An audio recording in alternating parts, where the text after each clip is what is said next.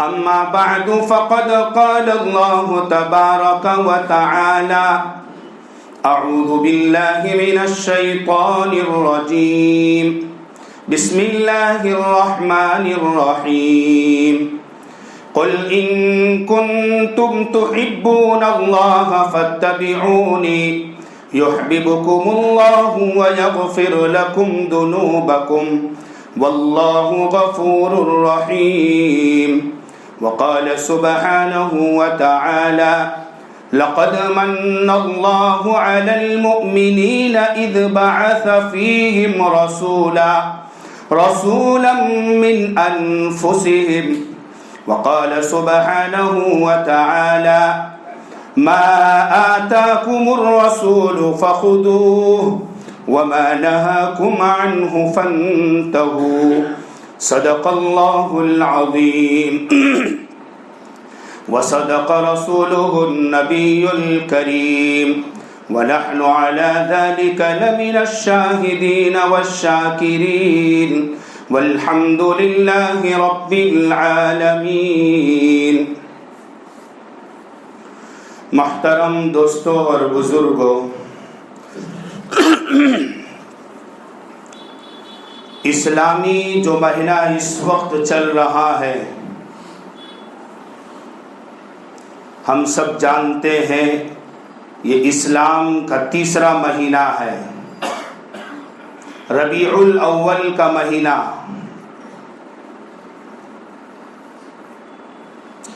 یہ مسلمانوں کے لیے خصوصاً اور پورے عالم کے لیے عموماً یقینی طور پر بہت ہی متبرک مہینہ ہے، چونکہ اسی مہینے میں سرور دو جہاں صلی اللہ علیہ وسلم کی بعثت ہوئی ہے. دنیا میں چاروں طرف ظلم پھیلا ہوا تھا، اس ظلم کے خاتمے کے لیے جس شخصیت کا اللہ رب العزت نے انتخاب کیا اور انہیں دنیا میں بھیجنے کا اللہ رب العزت نے ارادہ فرمایا اور آپ کو مبعوث فرمایا، وہ اسی مہینے کے اندر آپ کو مبعوث فرمایا. اور چونکہ آپ صرف مسلمانوں کے لیے پیغمبر نبی نہیں تھے، بلکہ پورے عالم کے لیے، عالم میں بسنے والے ہر فرد بشر کے لیے آپ نبی بنا کر بھیجے گئے، آپ رحمت بنا کر بھیجے گئے. اسی لیے قرآن نے فرمایا وَمَا أَرْسَلْنَاكَ إِلَّا رَحْمَةً لِّلْعَالَمِينَ. پوری کائنات کے ہر ذرے ذرے کے لیے جناب محمد الرسول اللہ صلی اللہ علیہ وسلم کی بعثت ہوئی اور آپ کی رحمت دنیا کے ہر فرد کے لیے ہے. اس مہینے میں اور خصوصاً اس جمعہ کو، چونکہ یہ 12 ربیع الاول سے پہلے کا جمعہ ہے، شاید کوئی مسجد، کوئی محراب اس بات سے خالی ہوگا کہ وہاں سے پیغمبر دو جہاں کے فضائل، مناقب بیان نہ کیے جائے، آپ کے مقام و مرتبہ کو بیان نہ کیے جائے، آپ کے اخلاق حسنہ کو اجاگر نہ کیا جائے. آپ کی زندگی کے مختلف پہلوؤں پر آج مقررین حضرات روشنی ڈالیں گے. کوئی آپ کے ایام طفولیت کو بیان کرے گا، تو کوئی آپ کی جوانی کو بیان کرے گا، تو کوئی آپ کی یتیمی کو بیان کرے گا، تو کوئی آپ بحیثیت شوہر اس پیغام کو عام کرے گا، اس عنوان پر تقریر کرے گا، تو کوئی آپ کے مقام نبوت کو، مقام رسالت کو بیان کرے گا، کوئی آپ کے بحیثیت والد کیا کردار نبھایا، آپ نے امت کو ایک باپ کی حیثیت سے اولاد کے ساتھ کیا سلوک کرنا، کیا رویہ اختیار کرنا، اس کی کیا تعلیمات ہے آقا کی، اس پہلو پر روشنی ڈالے گا. تو کوئی آپ کے بحیثیت بیٹے باپ تو چونکہ آپ کی ولادت سے پہلے دنیا سے گزر گئے تھے، لیکن ماں کے ساتھ آپ کا کیا سلوک ہونا چاہیے اس پر روشنی ڈالے گا۔ آپ کے مختلف پہلو ہیں، الگ الگ پہلوؤں پر لوگ روشنی ڈالیں گے، لیکن میں سب سے ہٹ کر کسی ایک پہلو پر روشنی ڈالوں گا۔ مناقب، آپ کا منصب، آپ کا مقام و مرتبہ یقیناً کائنات میں اللہ رب العزت کی ذات اقدس کے بعد سب سے بڑا ہوا ہے، کوئی شک نہیں اس میں۔ اسی کو ایک شاعر نے کہا ہے، لا يمكن الثناء كما كان حقه بعد از خدا بزرگ توئی قصہ مختصر، کہ آپ کی جو تعریف کرنی چاہیے اس تعریف کا حق کوئی ادا نہیں کر سکتا۔ لا يمكن، ممکن ہی نہیں ہے کہ کوئی شاعر، کوئی قلمداں اپنے قلم کے ذریعے سے آپ کی تعریف کا حق ادا کر دے، کوئی شاعر اپنے شاعرانہ کلام سے آپ کی تعریف کا، آپ کے مقام و مرتبے کا حق ادا کر دے، ناممکن ہے۔ اسی لیے شاعر نے دوسرے مصرے میں کہہ دیا، بعد از خدا بزرگ توئی قصہ مختصر، بس میں اپنی بات کو مختصر کرتے ہوئے شاعر کہہ رہا ہے، یہ کہہ رہا ہوں کہ خدا کے بعد اگر کسی کا مقام اور مرتبہ ہے تو وہ آقا دو جہاں کا ہے، بس بات ختم۔ مجھے جو بات عرض کرنی ہے وہ یہ ہے، 12 ربیع الاول، سب سے پہلے تو اس بات کو سمجھے کہ آپ کی ولادت کی اصلی تاریخ کیا ہے۔ لوگوں نے 12 ربیع الاول پر مہر لگا دی ہے کہ نہیں، آپ کی ولادت 12 ربیع الاول ہی کو ہوئی ہے۔ چونکہ مقررین حضرات بس ایک ہی بات بیان کرتے ہیں، اس لیے لوگ جمعہ میں سنتے اسی کو رٹے ہوئے ہیں۔ راجح قول کے مطابق مختلف اقوال ہیں، لیکن جمہور محدثین، جمہور مورخین کا کہنا یہ ہے کہ آپ کی ولادت باسعادت 8 ربیع الاول یا 9 ربیع الاول کو ہوئی تھی۔ 12 کا قول بھی ہے، لیکن جمہور کے نزدیک 8 یا 9 ربیع الاول کا قول راجح ہے، اسی پر زور دیا گیا ہے۔ تو پہلی چیز تو یہ ہے کہ لوگوں کو آقا علیہ الصلوۃ والسلام کی ولادت کی صحیح تاریخ کا بھی علم نہیں ہے۔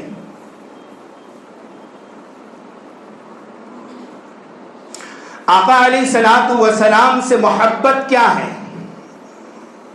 ابھی آپ 12 ربیع الاول کو دیکھیں گے، لوگ محبت کے نام پر تماشا کریں گے، محبت کے نام پر اسلام کی دھجیاں اڑائیں گے، شریعت مطہرہ کی بے حرمتی کریں گے، اور لوگ اس کو اسلام کہتے ہیں۔ افسوس کی بات یہ ہے کہ لوگ اسے اسلامی تعلیمات کہتے ہیں،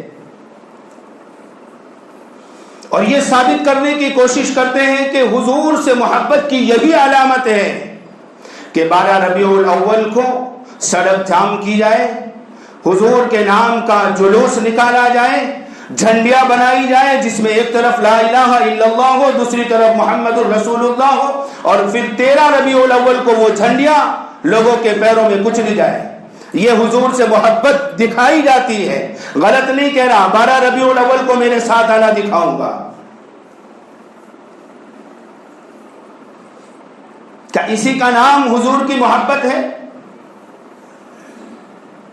جو لوگ جلوس نکالتے ہیں ان کے سب سے بڑے جو مولانا اس وقت دنیا میں موجود ہے، میں جب زمانے طالب علمی میں تھا تو ہمارے ایک استاد ہمیں نصیحت کرتے تھے کہ باطل فرقوں کی کتابوں کو پڑھنا چاہیے، باطل علماء کے بیانات سننے چاہیے، اس نیت سے نہیں کہ کوئی اچھائی ملے گی، اس نیت سے کہ وہ امت کو گمراہ کن طریقوں سے کرتے ہیں۔ تو سب سے بڑے ان کے جو عالم ہیں، میں نے ان کا بیان سنا، میں نام لینا نہیں چاہتا۔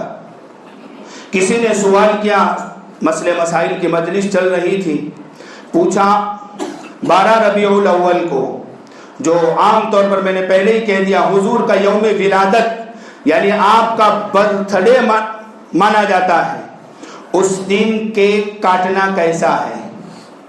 یہ سوال تھا۔ اب وہ ان کے سب سے بڑے مولانا جواب دے رہے ہیں کہ لوگ کہتے ہیں کہ کیک کاٹنا اس لیے ناجائز ہے کہ انگریز کاٹتے ہیں، تو انہوں نے دلیل دی کہ مٹھائی بھی انگریز کھاتا ہے تو ہمیں کھانا چھوڑ دینی چاہیے۔ بولے کیک کاٹنے میں کوئی بے حرمتی نہیں ہے، میں اس لیے اس کو منع کرتا ہوں کہ اس میں نالین پاک آپ کے جوتے مبارک کی تصویر بنائی جاتی ہے کیک میں۔ کوئی زیادہ حضور کا جھوٹا عاشق ہوتا ہے تو وہ روضہ رسول اللہ کی تصویر بناتا ہے، کوئی بیت اللہ کی تصویر بناتا ہے، تو وہ ان کے مولانا صاحب کہہ رہے ہیں کہ پھر روضے رسول اللہ پر جو کیک کی شکل میں بنا ہوا ہے اس پر چھری چلانا چونکہ بے ادبی ہے، اس لیے میں کہتا ہوں کہ اس طریقے کے کیک نہیں کاٹنے چاہیے، ورنہ ناجائز اور حرام نہیں ہے۔ کیوں ناجائز اور حرام نہیں ہے؟ اس لیے کہ قرآن نے کیک کاٹنے سے منع نہیں کیا، حضور نے کیک کاٹنے سے منع نہیں کیا، یہ دلیل ہے ان کی۔ تو قرآن نے تو بہت ساری چیزیں منع نہیں کی۔ اب پورے قرآن الحمدللہ سے شروع کرو، سورہ ناس تک پڑھو، مجھے بتا دو قرآن نے کہاں لکھا ہے کہ کتے کا گوشت کھانا ناجائز ہے؟ تو پھر کیوں نہیں کھاتے؟ کھاؤ۔ قرآن نے نہیں لکھا اس بات کو۔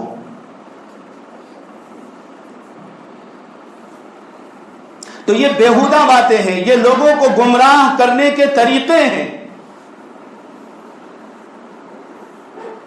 کیا فرمایا قرآن نے؟ فرمایا قل ان کنتم تحبون اللہ، اگر تم چاہتے ہو کہ تمہارا پروردگار زمین و آسمان کا خالق تم سے محبت کرے، فرمایا نبی جی کہہ دو فاتبعونی، میری اتباع کرو۔ اگر جلوس نکالنا ہی آقا علیہ الصلوۃ والسلام کی محبت ہوتی تو کیا اس روئے زمین پر صدیق اکبر سے بڑا کوئی حضور کا عاشق پیدا ہوا ہے؟ میں پوچھتا ہوں آپ لوگوں سے اور ان لوگوں سے جو جلوس نکالتے ہیں۔ دشمنان اسلام نے جب آقا علیہ الصلوۃ والسلام نے معراج کا تذکرہ کیا، معراج سے آنے کے بعد صدیق اکبر نے ابھی نبوت والی زبان سے معراج کا تذکرہ نہیں سنا، تانے کے طور پر دشمنان اسلام صدیق اکبر سے کہہ رہے، ابو جہل کہہ رہا ہے، ابو لہب صدیق اکبر سے کہہ رہے تیرا پیغمبر ایسا دعویٰ کر رہا ہے، میں راتوں رات حدیم سے اٹھایا گیا، بیت المقدس لے جایا گیا، وہاں جا کر سارے نبیوں کی امامت کرائی، اور پھر مجھے پہلے آسمان، دوسرے آسمان، تیسرے آسمان، ساتوں آسمانوں پر لے جایا گیا، یہاں تک کہ الی سدرۃ المنتہا، سدرۃ منتہا پر جبریل نے ساتھ چھوڑ دیا، مجھے آگے لے جایا گیا، جنت جہنم کی سیر کرائی گئی۔ بولے ایک رات میں یہ کیسے ممکن ہو سکتا ہے؟ صدیق نے ابھی نبوت والی زبان سے نہیں سنا اور کہہ دیا اگر میرے پیغمبر نے یہ کہا ہے تو 100% صحیح ہے، کوئی شک نہیں اس میں، یہ ہے صدیق میرے نبی کا عاشق۔ کیا اس سے بڑے عاشق بن گئے تم؟ اگر جلوس نکالنا ہی حضور کی محبت کی علامت ہے تو سب سے پہلا جلوس حضرت صدیق اکبر رضی اللہ عنہ کی قیادت میں نکلتا۔ حضرت صدیق اکبر کی قیادت کے اندر روڈ جام کیے جاتے، ناچ گانوں کی محفلیں لگتی، حضور کے نام کے ترانے پڑھے جاتے اور حضور کے نام کی جھنڈیاں بنائی جاتی۔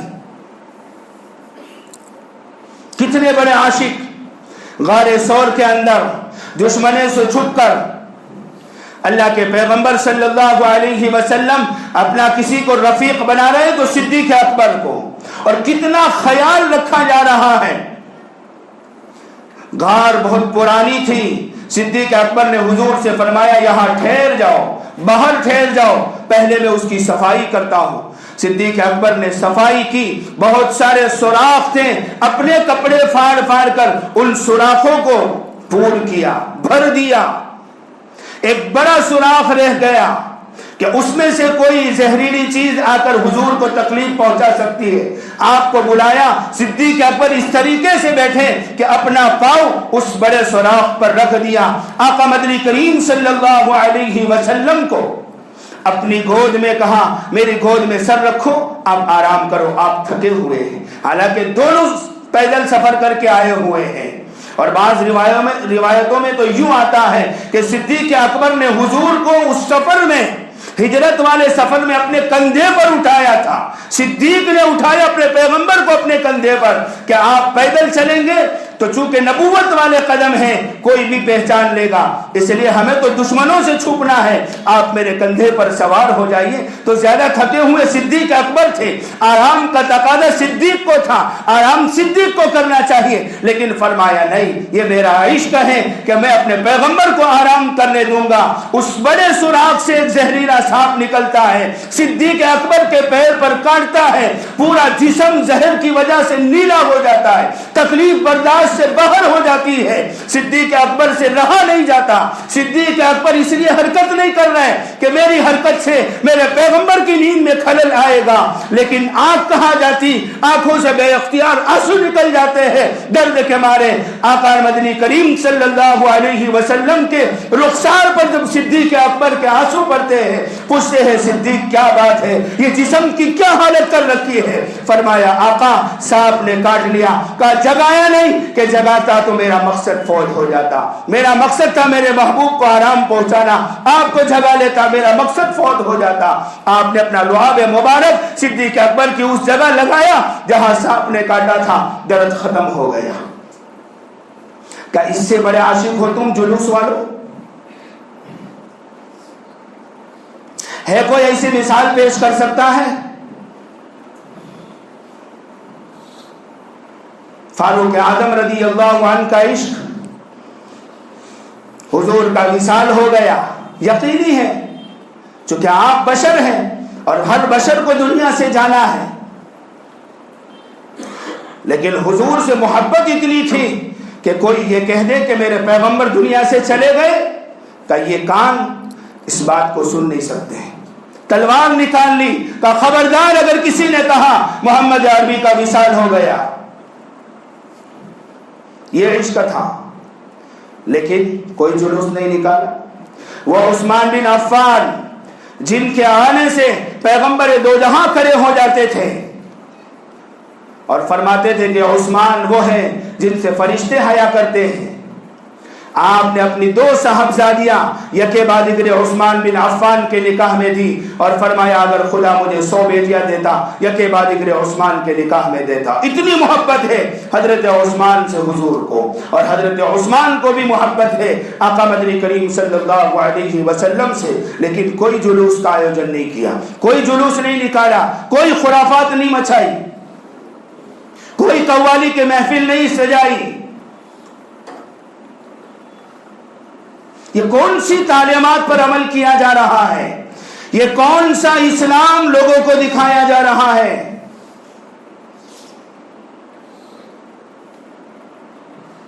آقا علیہ الصلوۃ والسلام نے تو راستوں کے حقوق بتائے. صحابہ چوراہوں پر بیٹھتے تھے تو صحابہ سے فرمایا اگر چوراہوں پر بیٹھتے ہو راستوں کے حقوق ادا کرو. حدیث میں فرمایا اماطۃ الاذى عن الطریق صدقہ, راستے سے تکلیف دینے والی چیز کا ہٹانا یہ صدقہ ہے, یہ ایمان کا ایک جز ہے. چاہے کہ راستے بند کر دیے جائے, آنے جانے والوں کو مصیبتوں میں ڈال دیا جائے, کس نام پر؟ عشق رسول کے نام پر, عشق نبی کے نام پر. سب سے بڑے جھوٹے عاشق ہے, سب سے بڑے مکار عاشق ہے. اس روئے زمین پر ان سے بڑا جھوٹا عاشق کوئی نہیں.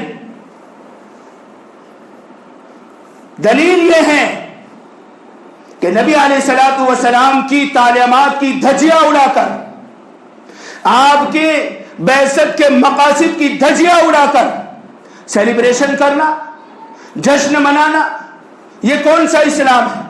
یہ کون سی حضور سے محبت ہے؟ سب سے پہلی چیز. دوسرا, آپ نے فضول خرچی سے منع فرمایا. اب دیکھو اس میں کیا ہوتا ہے, دیکھنے والے دیکھتے ہیں کتنی فضول خرچی ہوتی ہے.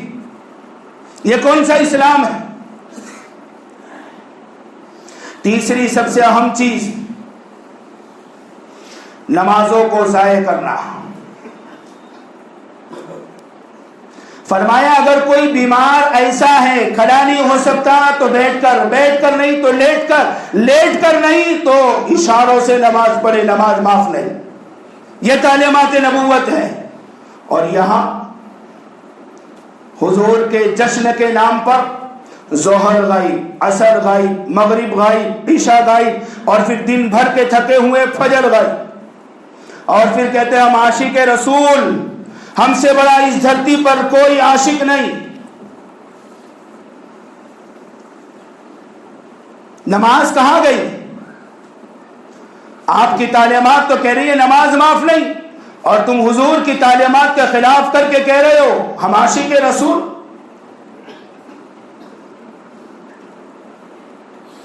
इतने खुराफात, इतनी बेहयाई, इतनी औरियानियत इन जुलूसों में होती है, और लोगों को ये धोखा दिया जाता है। मैंने पहले ही कहा कि कुरान में मना नहीं, हदीस में मना नहीं, इसलिए हम करते हैं।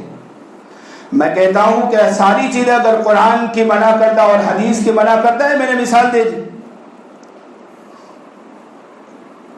अगर ये चीजें जायज होती, करनी होती, हुजूर के विसाल के बाद तकरीबन 100 साल तक सहाबा जिंदा रहे। 100 साल तक। मुअर्रिखीन ने लिखा है आखिरी सहाबी जो दुनिया से रुखसत हुए वो सन 110 हिजरी के अंदर। अब पूरी ये हुजूर की वफात के बाद की 100 साल जिंदगी उठाकर देखी, किसी एक सहाबी ने इस दिन कोई जश्न मनाया है? हाँ, रिवायतों में ये बात जरूर मिलती है कि आपकी विलादत का दिन चूंकि पीर का दिन था, और पीर और जुमेरात का रोजा आका अलैहिस्सलाम रखा करते थे, तो बहैसियत विलादत के दिन नहीं, वो पीर का दिन आता था, इसलिए आप रोजा रखा करते थे। अगर हुजूर से मोहब्बत है, रोजे रखो। आपने तो इबादत के अंदर दूसरी कौमों से मुशाबहत को मना फरमाया। चेहरे के नाच गानों में दूसरी कौमों से, केक काटने में दूसरी कौमों की इत्तिबा का हुक्म दिया जाए। 10 मुहर्रमुल हराम का रोजा हिजरत मदीना के बाद यहूद रखा करते थे। पूछा गया क्यों? का इसी दिन बनी इसराइल को फिरौन के जुल्म से नजात मिली थी, इसलिए हम उस खुशी में रोजा रखते हैं। आका अलैहिस्सलातु वस्सलाम ने अपने सहाबा से फरमाया खालफुल यहूद, रोजा रखने में जो एक अहम तरीन इबादत है का यहूद की मुखालफत करो। 9-10 का रखो, 10-11 का रखो। तो जब इबादतों के अंदर पैगंबर दो जहां ने इतना ख्याल रखा, तो खुराफात, बिदअत, रसूमात में गैरों की इत्तिबा का हुक्म दिया जाए, बेवकूफ़ी है, हिमाकत है। इसलिए भाइयों, दोस्तों, बुजुर्गों, ऐसी मजलिसों में बहैसियत शिरकत के भी जाना मैं कहता हूँ हराम है, और बहैसियत देखने के ये भी नाजायज है। इसलिए कि हम देखने जाएंगे, उनके हौसले बुलंद होंगे। हम कोई अच्छा काम कर रहे हैं, इसलिए लोग हमें देखने आए, उनके हौसले बुलंद होंगे। इसलिए ऐसी मजलिसों में जाने से, ऐसे जलसों में जाने से अपने आप को बचाएं, अपनी औलाद को खुसूसन बचाएं, अभी से अपने औलाद को सिखाएं। ये हमारा काम नहीं है, ये नबूवत वाली तालीमात में से नहीं है। अल्लाह करे मुझे भी इन बातों पर अमल की तौफीक मिले, आप हजरात को भी, जिनकी सुन्नतें बाकी हैं।